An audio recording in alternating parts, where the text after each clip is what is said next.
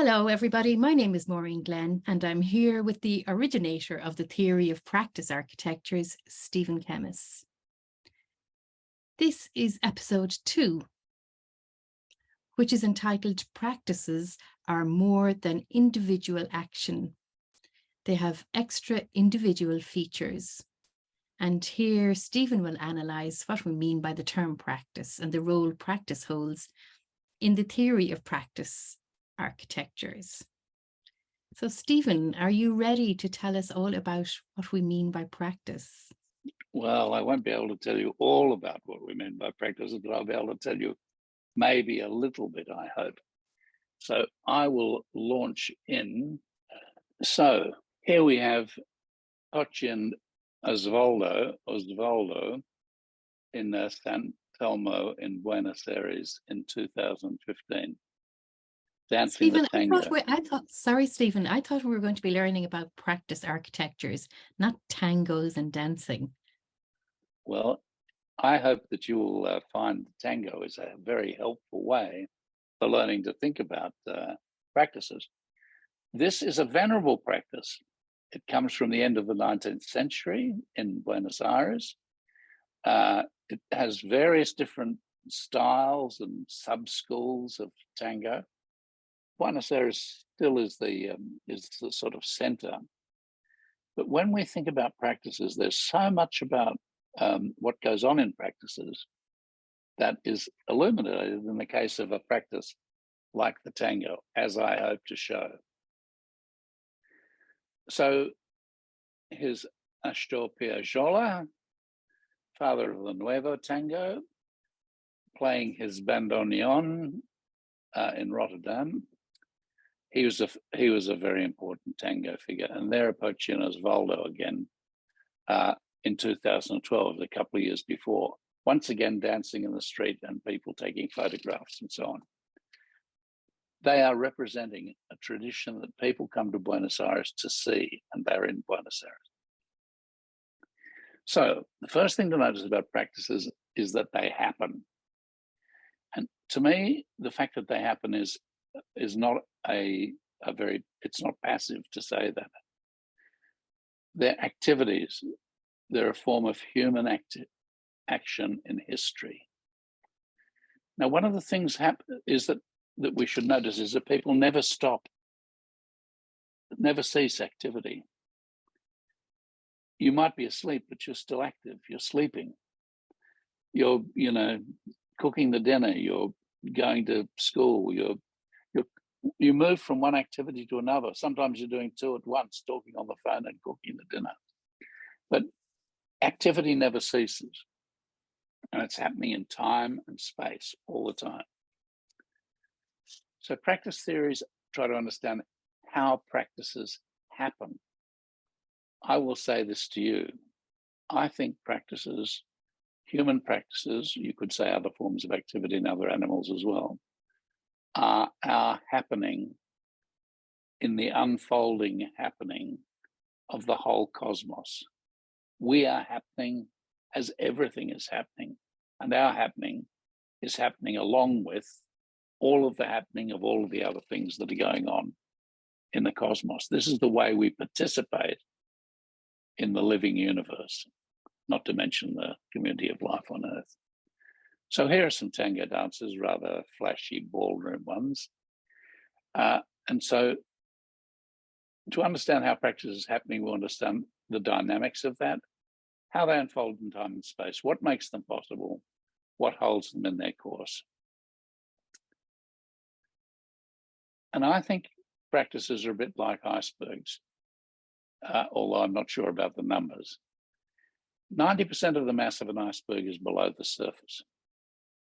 What we see of practice is people doing things, but how much is below the surface? What else makes their practicing possible? Now, I'm going to talk about a few definitions of practice that different theorists have put up, and I'm just trying to show what more than intentional action practices involve.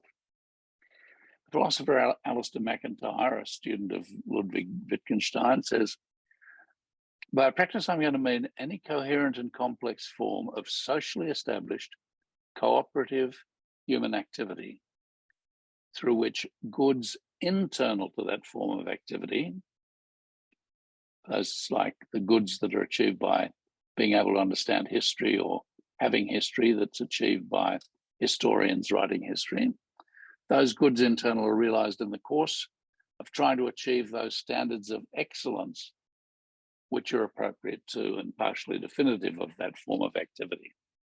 Excellent history, good history, with the result that human powers to achieve excellence and human conceptions of the ends and goods involved are systematically extended. Tic-tac-toe, noughts and crosses, is not an example of a practice in this sense, nor is throwing a football with skill, but the game of football is, and so is chess. Bricklaying is not a practice, architecture is, planting turnips is not a practice, farming is. So are the inquiries of physics, chemistry, and biology, and so is the work of the historian, and so are painting and music. Now, he has a particularly high view of practice. For McIntyre, practices are important sorts of things like medicine, but not like bricklaying, apparently. Bad luck bricklayers. But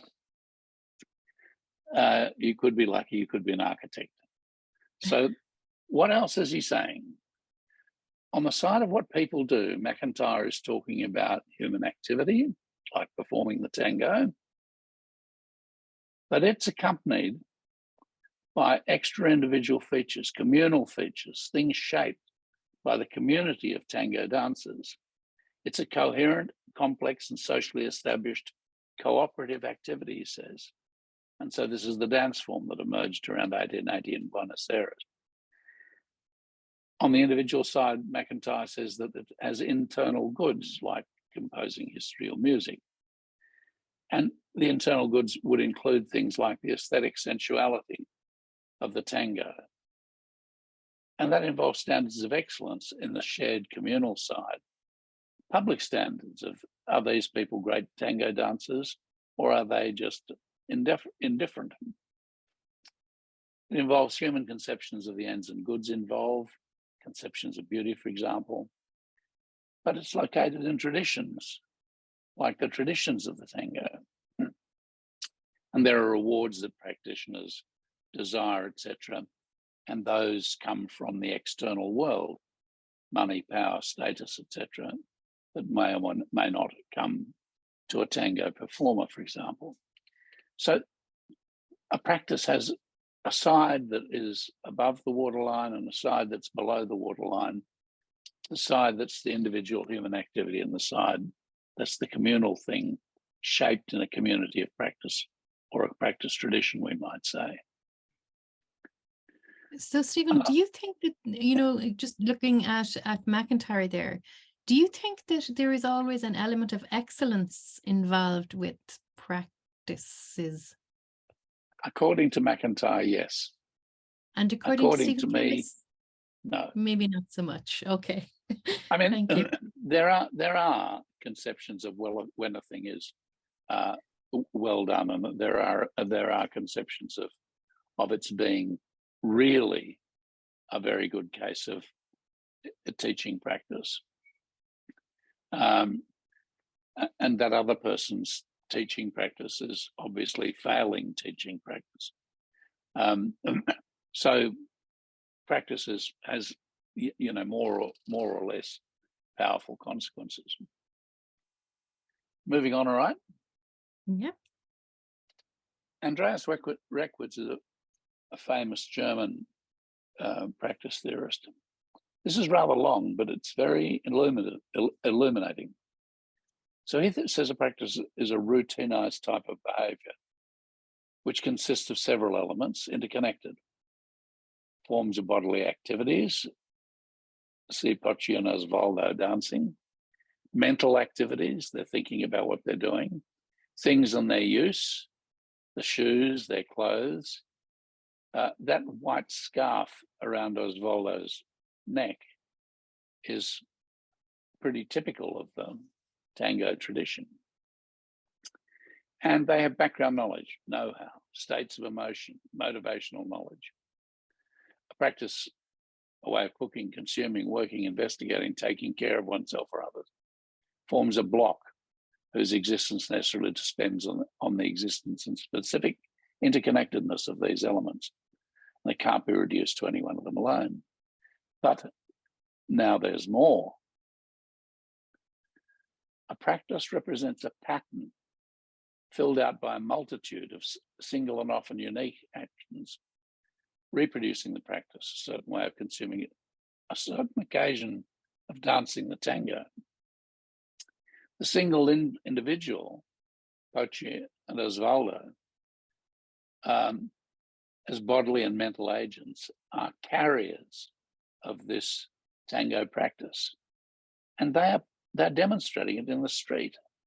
And it's absolutely undeniable what they're doing. They are not only carriers of bodily behavior, but routinized ways of understanding, knowing how, and desiring. These conventionalized mental activities of understanding, knowing how, and desiring are necessary elements and qualities of practice in which the single individual participates, but they are not qualities just of the individual. Moreover, the practice is a nexus of doings and sayings, as Schatzky calls it, is not only understandable to the agent or agents who carry it out, it's likewise understandable to potential observers, at least within the same culture. And so we understand them in one way, but there are thousands of other tango dancers in Buenos Aires who will tell us whether they're any good.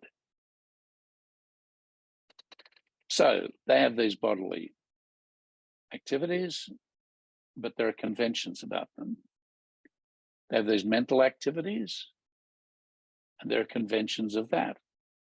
The kind of sensuality and so on that's part of the tango aesthetic. They know about performing it, but there are things that they depend on to be able to perform it. The shoes, the white scarf.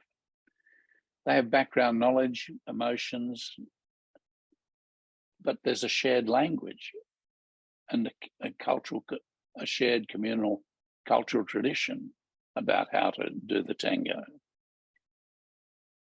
They have a way of doing things, unique actions, but they're conventionalized, comprehensible, recognizable, appropriate. They are bodily carriers of these practices, but they are also representatives of routinized ways of understanding, know-how, desiring. They follow conventions that reproduce and vary and adapt and transform them. So there's a big part of the conventionalized understanding of what practices are that is more than just what Pochi and Osvaldo do. And the same for every practice, whether it's a doctor or a musician or a tennis player.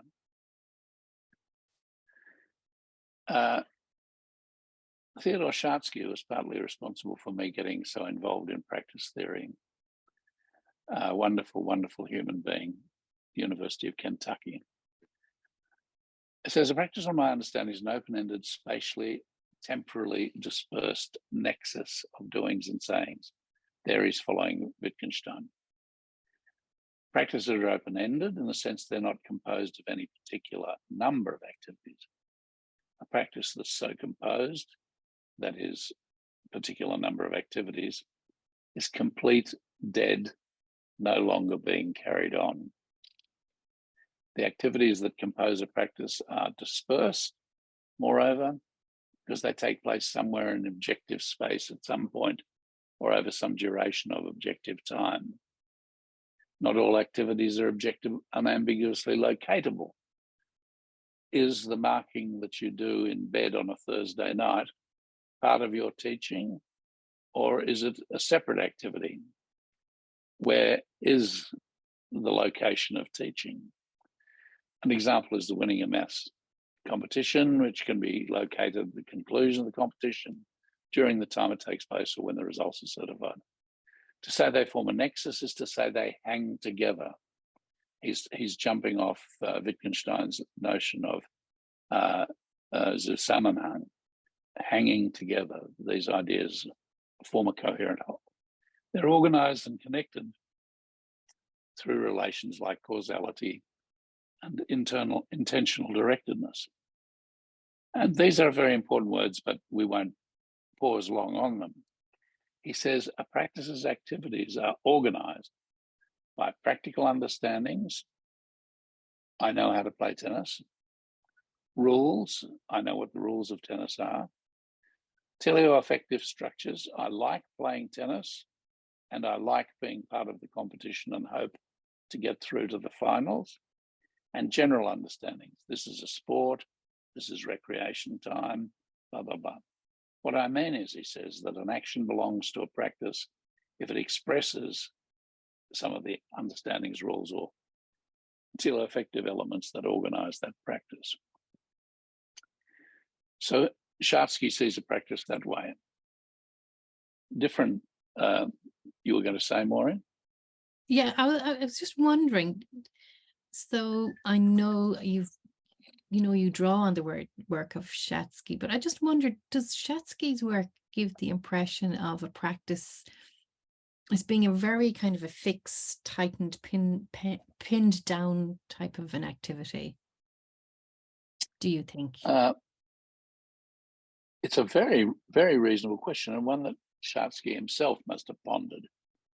He says early on, he had a good book on a neo-Wittgensteinian view of practice in 1996, and then an important book in 2002 called The Site of the Social, which is about practices. And in both of those, he's at pains to say that practices are not predetermined.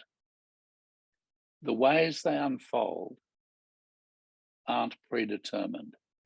They are prefigured, he says. We have a bit of an idea what it will be like to ride the bike.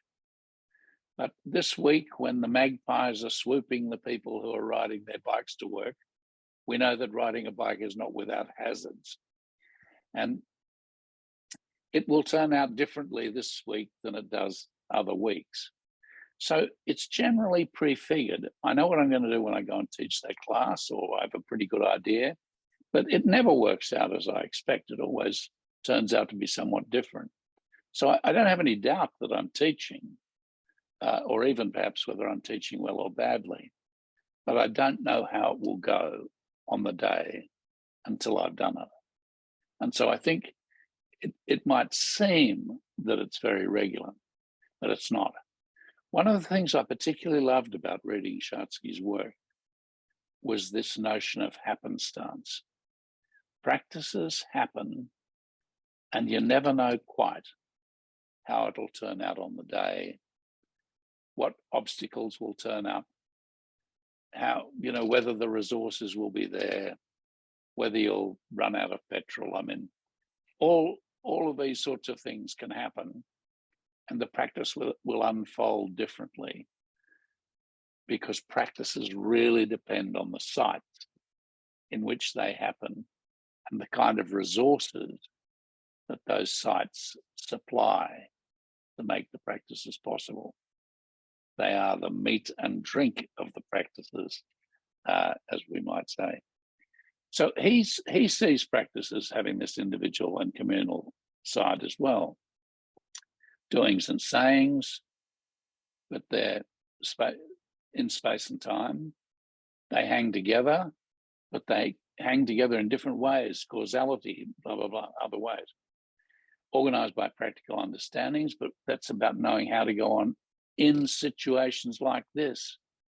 I know I'm in a classroom. I know what it's like. I follow rules, conventions, what's comprehensible and so on. I follow teleoaffective structure. I know what's permissible and appropriate, and good reasons for doing this practice. And I have general understandings of what I'm doing and general understandings about what it is to be a person in the world. And so there are these individual and communal sides.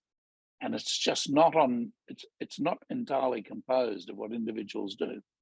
Individuals, Schatzky says, towards the end of the side of the social, are, as it were, the carriers of practices and are the ones who give life to practices, but they do not do it alone.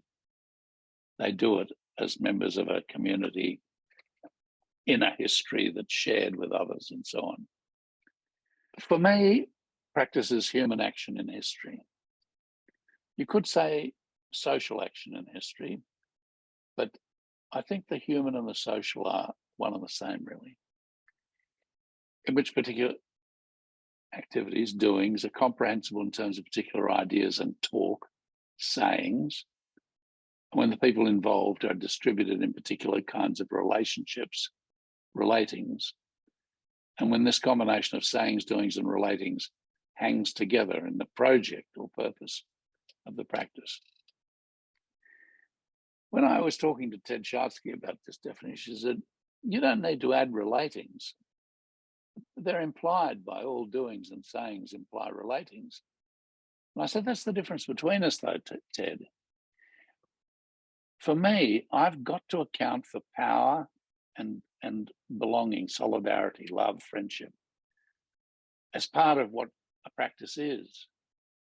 It's not just an implication that people are relating to one another in a particular way. For me, these different ways that we relate to one another are very powerful forces shaping what we can do in social life. I'm doing this, I'm talking to you, Máirín, and our relationship means that there's a genuine question about, do we understand each other clearly or not? Because we're at that sort of stage in this relationship where there are genuine questions about, do we know what we're talking about? We have to find our way through the tangle of possible ways of understanding to find this one. And can I just interrupt you there for a second, Stephen? Just so, would you perceive that the biggest difference between your understandings around practice and Schatzky's is that relationality? Well, I wouldn't say just relationality, but I mean, it is in a particular way. I think it's because I think our practices are always deeply suffused with relations of power and relations of belonging and solidarity. We always exist in these two dimensions. Power, especially the sort of power over dimension, and solidarity, the belonging dimension. And so all human beings are meeting one another at all times in relationships where you're the parent, you're the teacher, you're the boss, you're the whatever, or the other one. But you're also the friend, the admired uncle. You're always in a relationship where you belong, where you're part of a family, a clan, my people, the university, whatever.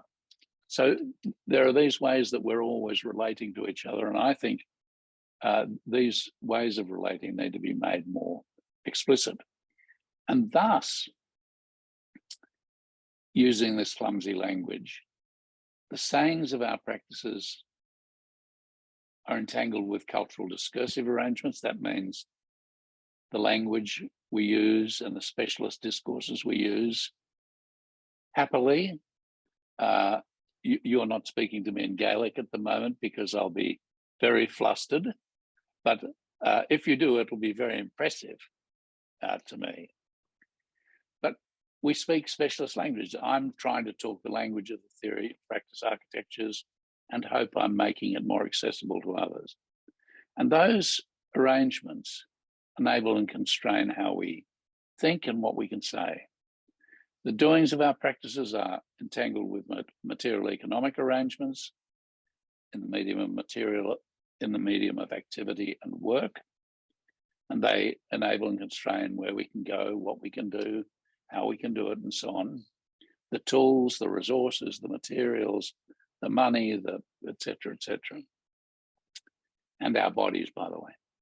And the relatings of our practices are entangled with these social political arrangements, medium power and solidarity, the family, the school, the classroom, the sporting field, all of these arenas in which different practices take place, the dining room table, my family's dining room table, your family's dining room table, different practices. So when you put those practices together, your family's dining room is a different practice architecture from the practice architecture in my family's dining room. And so these different arrangements all hang together to create one way of doing things at my place, another way of doing things at your place, this way of doing things in schools in Belgium, that way of doing things in schools in Australia. So to press on in terms of this individual and communal, the sayings, doings, and relatings are the individual side of the practice. But these cultural, discursive, material, economic, and social political arrangements shape the way we'll do it. So, for example, our tango thinking, playing, dancing, observing, and relating are tied up with whole languages and discourses about the tango. A key word is the milonga. That's the place where you dance in the tango. And it's a particular kind of space where particular kinds of dancing is done. So you could do it when you went out to a club, for example, but it might not be the way you describe a ballroom tango performance. The material economic arrangements, you think endlessly about the tango dancers' outfits, the way they look, the shoes, the places they perform. Osvaldo and Pochi out in the street, and those people in the sort of time-lapse photographs on a ballroom dancing stage. What music? What sort of musicians? If you have regular working musicians, but not tango musicians, you've got a different tango than the one when you have tango musicians playing. And there are all these conventions about how the man will present in the tango and how the woman will present and blah, blah, blah. There are all these conventions about how things will go. So there's a lot of a practice that is not on the surface in what people say and do and how they relate. It's a whole machinery, I would say, of practice architectures that hold those sayings and doings and relatings in place. And so when you see Astor Piazzolla there, standing in that particular stance as a mature man with the bandoneon open and obviously under his control, and the other musicians are with him, even the way he stands is telling you something about what this music means. He's playing it with a kind of authority. I would probably say a kind of masculine authority, of a particular kind of masculinity, is demonstrated even in his playing, let alone in Osvaldo's dancing. So there we are. Thank you for that, Stephen. I'm just thinking about that image of the iceberg and that so much happens below the surface. I'm just thinking to your opening comments about practices existing and being influenced by the cosmos as well. You know, it isn't just an underwater, and I know it's just an image. And I just wondered, that thought of that every action, every practice that we undertake is influenced by and can possibly be influencing things outside of our remit entirely. I'm just wondering, have you any thoughts on that? I think it was last week, a very, very important week in the history of the universe. Greta Thunberg graduated from high school. And so she will no longer be participating in school climate strikes. For what she's done, she's been considered for a Nobel Peace Prize. She's changed the behavior of thousands and hundreds of thousands of school students around the world who've gone on climate strikes everywhere. She's making a different world, and her anger at the UN and at the, other forums about do something. It's time to do something. We've had enough of this. We're boiling like frogs here. She has made a different world. That 15-year-old, 16-year-old neurodiverse young woman has made a massive impact on the world's consciousness. And although she seems to be a significant case, every single one of us is like her. What we do is consequential for the whole planet. The car you buy, the way you heat the house, and so on and so forth, is consequential for our shared fates on the planet. The way you regard, people in relation to the Black Lives Matter movement, the Me Too movement, the Green movement, the peace movement, etc., etc.